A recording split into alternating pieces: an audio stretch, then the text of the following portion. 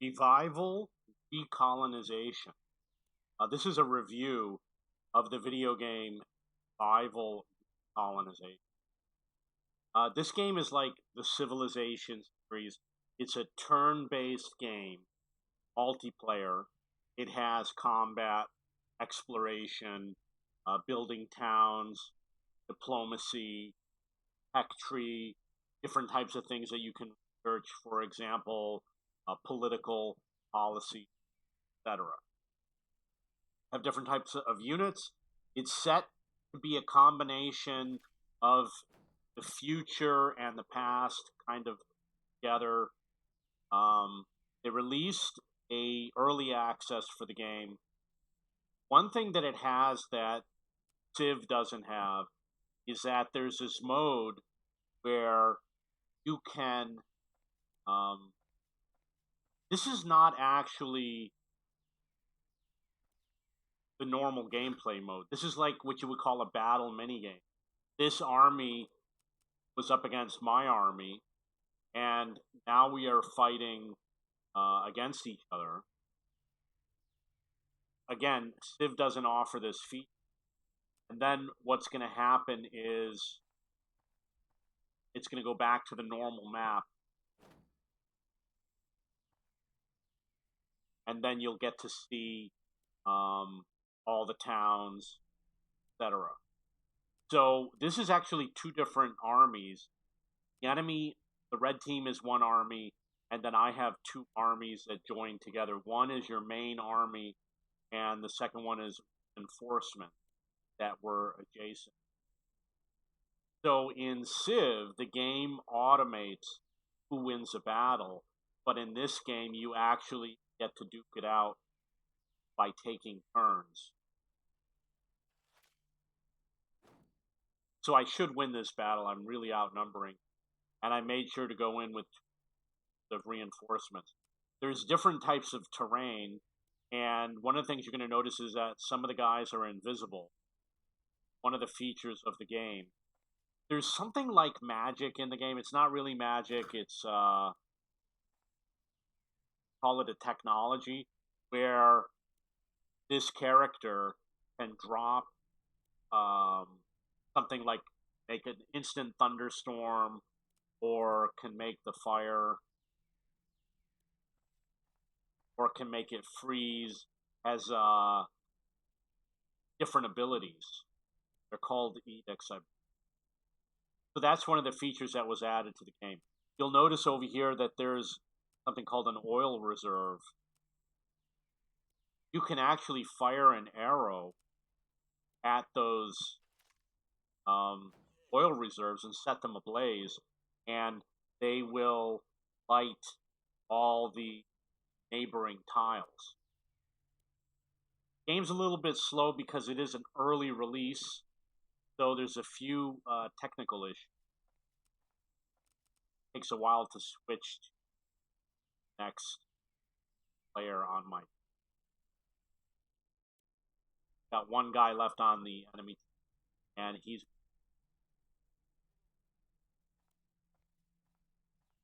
my guy's gonna. All these guys are a lot stronger. Starts out with, I haven't seen any mechanical units yet, like no tanks or vehicles. There is a drone, and there are scouts. This is supposed to be the large map. Okay, so the battle's going to end. Like I said, it takes. Over here in the middle on the top, you see that it shows a triangle with an eye, and it shows some red lights. Supposedly, if it gets all the way, there will be like all-out war or something like that. Okay, so this is what the normal map looks like. So we've exited the minigame. And this is what the town looks like. This was the army. I lost one unit, and these were the reinforcements over. I am going to move them towards the town so that they. You can launch drones. I haven't gotten a lot of use out of them yet. Over here, these robot things, like I said, if it becomes all the way red, I guess you have to fight them. Um, I'm gonna be honest. First of all, this is an early release game, early access, so this is not the finished game. Bugs really don't matter that much. The only thing that I don't like is that the map. This is the large map size, and based on what I have seen playing the game, it looks like the maps are really. The other issue is want to be able to build a town. Over here, there's a function that says build a town, but everywhere I go, it says that there's already a town, so I can't build a town. I've been able to build one town, and on the large map, I haven't tried it yet. If I could do just one AI player, but I haven't been able to build a second town. No matter where I go, it seems like a game where you pretty much got to fight. You got to fight for everything because you see you got yellow over here and white over here. Zoom out the map. The way to zoom out. There it is. It's all these places are occupied. So what's the purpose of being able to build towns and build another town? The graphics are okay. One of the things that I don't like is it's really hard to tell where your character is. And I know you're going to say, well, there's this thing turning around the character. Well, it's a little bit buggy. But it's like this graphic, the characters blend in too much with the terrain. I think they should adjust the terrain a little bit to make it reduce the saturation or do something to make it so that the characters are more clearly visible. The last thing you want, because like for example, I had the guys with the arrows. It's hard to tell who's the guy with an arrow and who. And I had problems because I moved the guy with the arrow next to the guy with the club, or something like that. Okay, so the game's pretty good. It's early access. It has most of the features of of Civ and other 4 times games.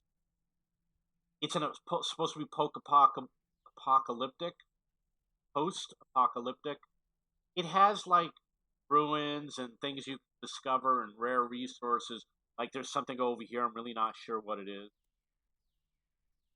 And in terms of the price, game as it is, I would not spend $50 on this game. I wouldn't spend $30 on this game. But that's kind of like the high point. I'm sure that when they feature it, they're going to have the larger maps.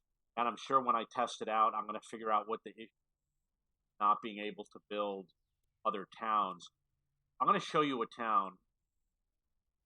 The interface is not really as well done. Like this is what it looks like, but it's all the same thing as Civ. You know, you build your infantry here.